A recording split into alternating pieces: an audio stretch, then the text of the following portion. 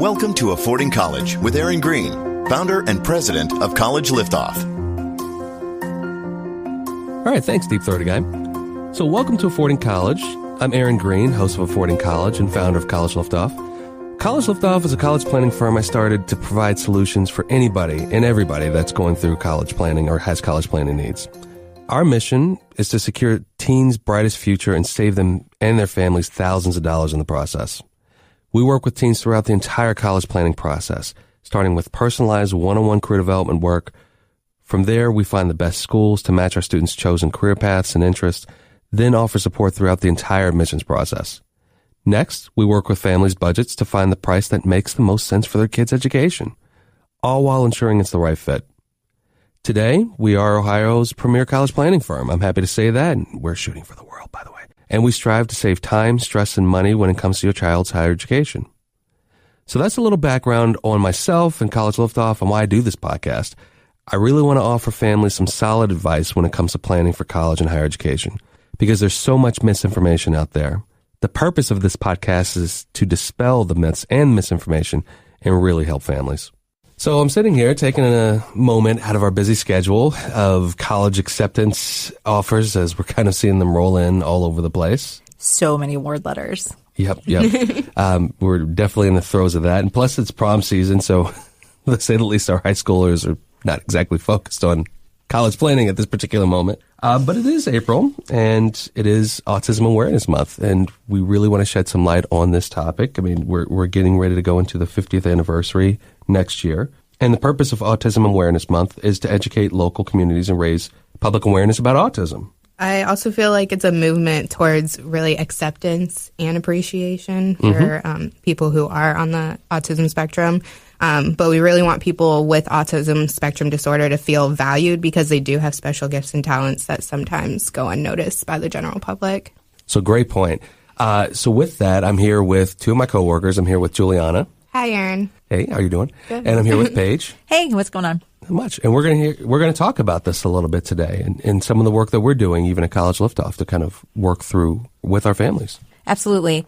If you don't take anything else away today, I hope what you understand is that there is a great fit for everybody in college, and that includes people on the spectrum. And we are just finding great spots for any student who comes in who needs some additional accommodations, and there's no reason to think college is not for me. That's absolutely true. It's one of those terrible stigmas that we've had for so long that college isn't built for everybody, but there's a version of higher education for everybody.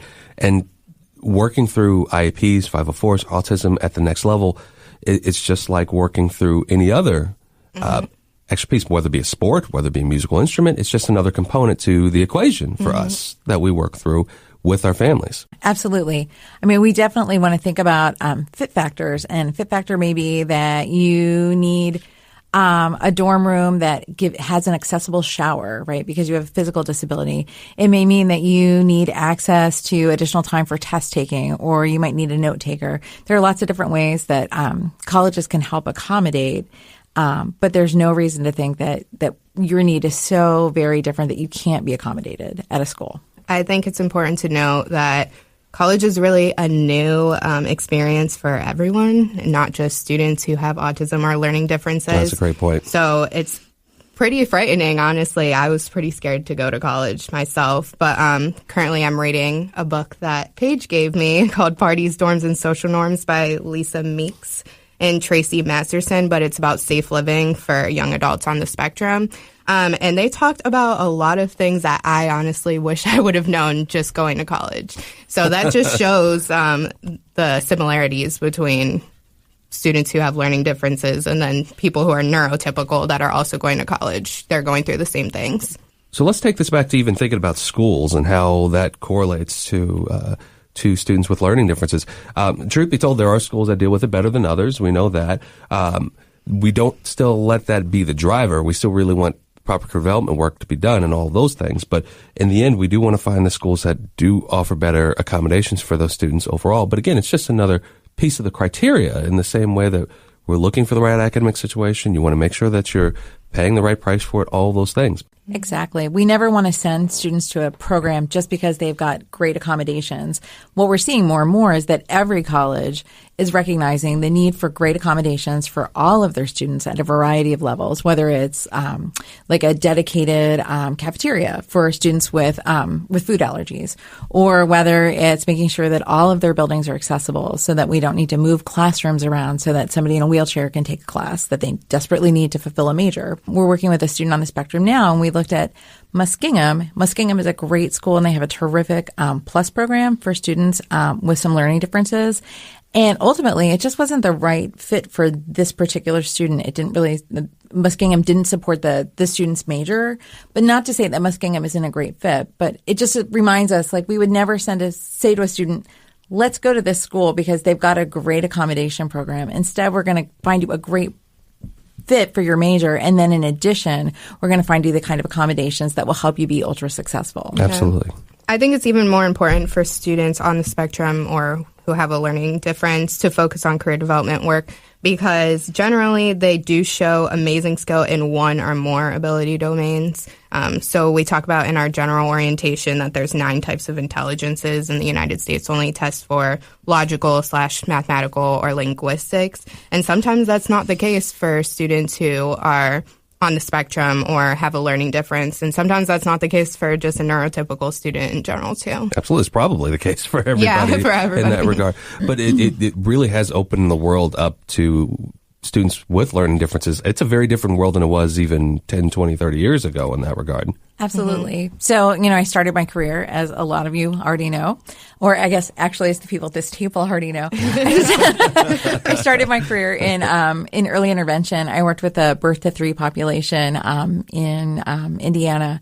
And I had a ton of kids who were on the spectrum. And like that was kind of the early stages of early identification. For a long time, we assumed that we couldn't identify a student's autism spectrum disorder until they went off to school, and we noticed that they were diverging from their peers.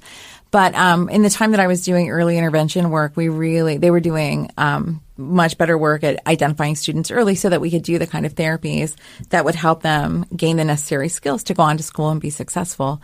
And even then, we were having these really like positive, excited conversations about what we were hoping we would see for these students moving forward. And very rarely did we talk about college or higher education or even like a certificate program. We didn't really talk much about employment. What we really talked about was, let's see if we can spend some time in the regular classroom.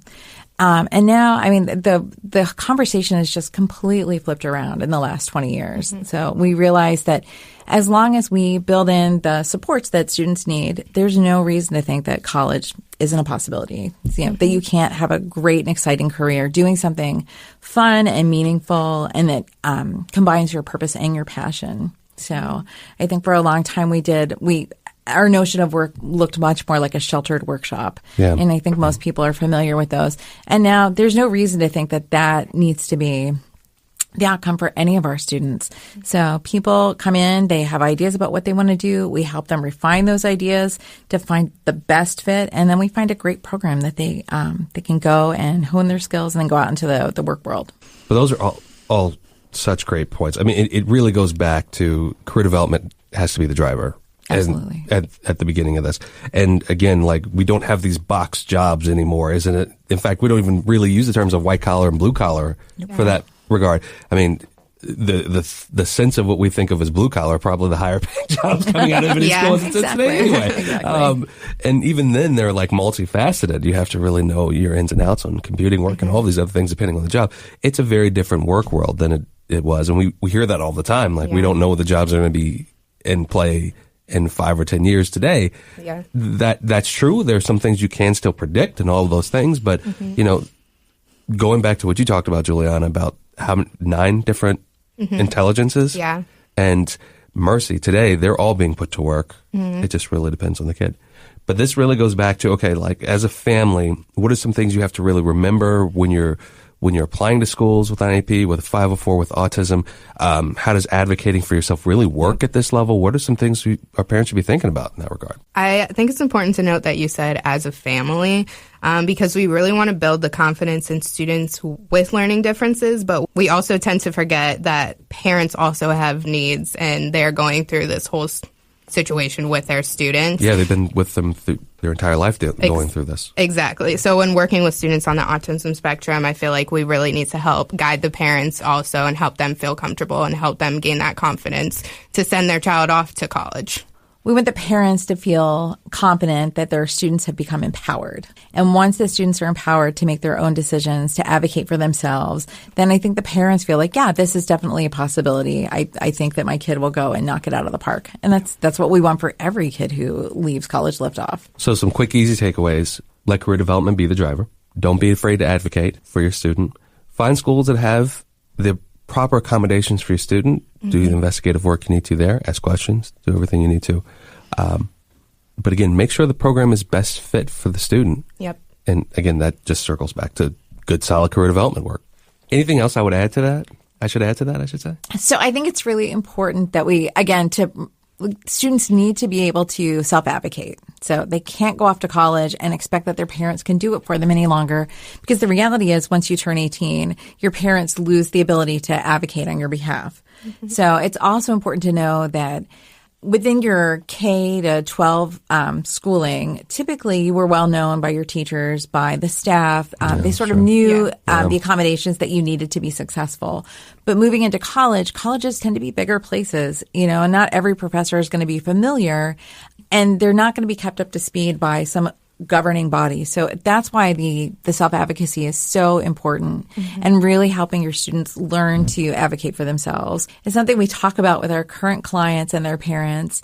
But it's something, honestly, that all of our students grapple with, right? It's part of learning to be independent and become an adult. It's just that much more important for our students who have a 504 or an IEP plan moving into college. I have firsthand experience actually working with learning disability services at Kent State because I suffer from an autonomic disorder that I developed in high school.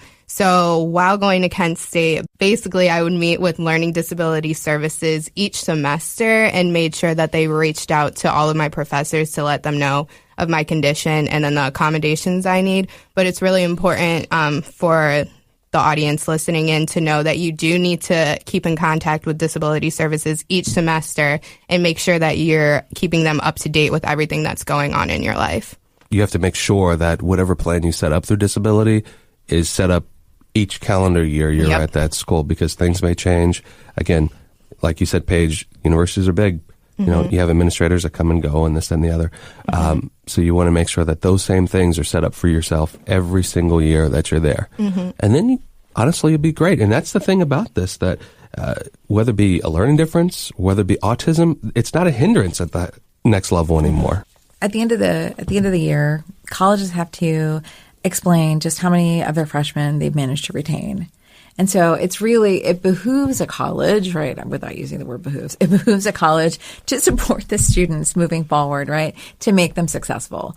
So when you come into college, it's important to ask for the accommodations that you need to be successful. And typically the colleges will do what they deem reasonable, because ultimately at the end of the year, they want to make sure that you stay on board and that you come back the following year. Yeah. So I haven't seen a school yet that won't be honest with you with what they can or can't do at this point.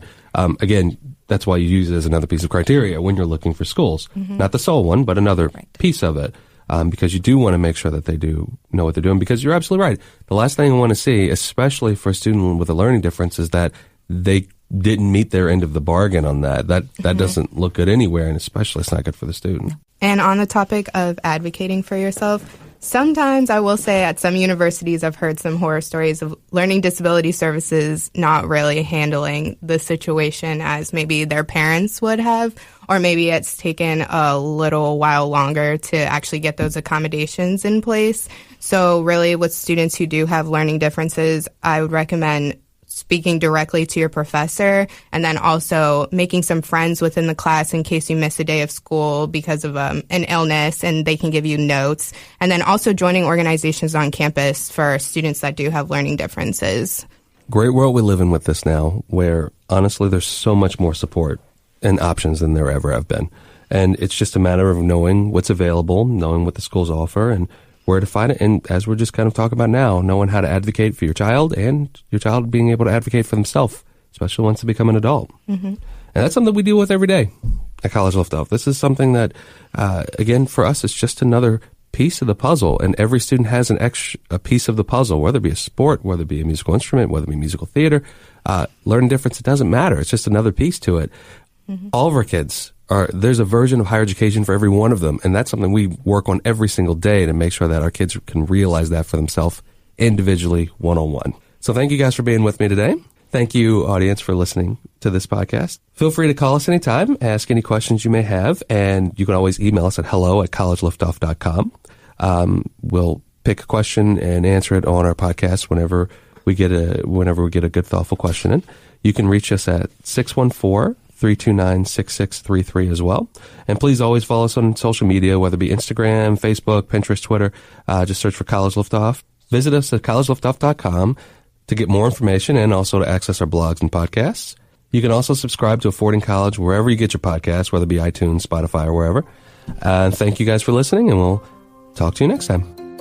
College Liftoff can help empower you to make college affordable for your student.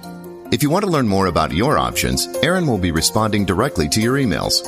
Email him a question at aaron@collegeliftoff.com. Thanks for listening to Affording College with Aaron Greene of College Liftoff. If you'd like more information, visit collegeliftoff.com.